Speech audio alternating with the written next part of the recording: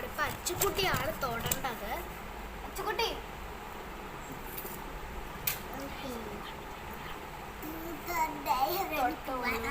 കണ്ണടച്ചിട്ടേ അല്ലെങ്കിൽ ഇതിനകത്ത് കാണാൻ പറ്റും.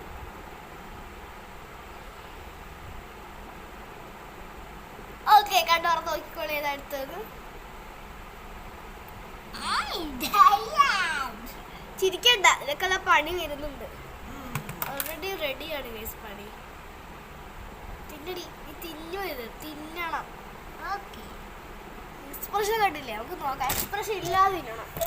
ഒരു എക്സ്പ്രഷൻ വന്നാൽ രണ്ടെണ്ണം കഴിക്കണം പറ്റുമോ? ഓ എന്തൊക്കെയാ ഇനി മാത്രന്നോ.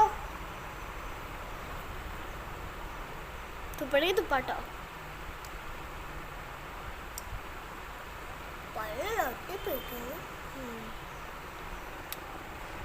അയ്യോ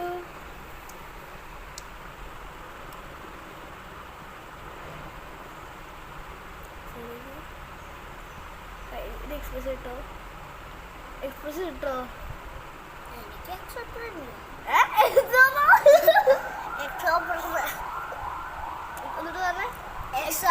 എക്സ്പ്രഷൻ എക്സ്പ്രഷൻ എക്സ്പ്രഷൻ എക്സ്പ്രഷൻ കൊടുക്കണം. ശരി, ഇനി ഞാൻ തൊടാം. ഞാൻ തൊടുന്നത് നോക്കിയോ, ഇത് ട്രൂത്ത്. പറയൂ, റെഡിയാണ്. എന്ത് പറയാനാ? എന്തിനു സത്യം? ഞാൻ അറിയാതെ ചേച്ചി ഡയറി മിൽക്ക് കഴിച്ചാ. യെസ്,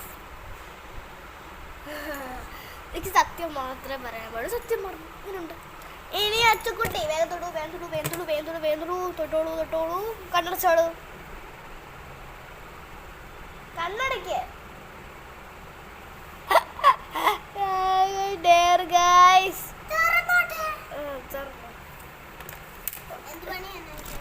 നീ ഇവിടെ നിൽക്കേ, വരരുത് അങ്ങോട്ട്.